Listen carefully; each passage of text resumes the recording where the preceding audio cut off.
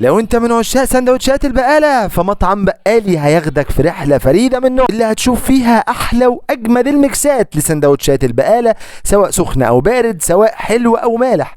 ومش كده وبس يا معلم، كمان هتلاقي اختيارات متنوعة جدا من العيش، زي العيش الفينو ابو سمسم، او العيش البلدي ابو ردة، او الفطيرة المشلتتة اللي اسمها بقولة. وكمان اختيارات كبيرة ومتنوعة من طاسات الجبنة السايحة، والكبيرة بقى للناس اللي بتحب تشوف الاكل وهي بتحضر قدامها. الاكل بيتعمل قدامك يا كبير، وهتشوف كل اللحوم وهي بتتشوح، او العيش وهو بيتحمص، او الجبنة وهي بتسيح. وهنا جبنا البقولة وحطينا عليها الكريمة الجامدة وكمان الحلاوة. وايه بقى، هنخش بالشوكولاتة.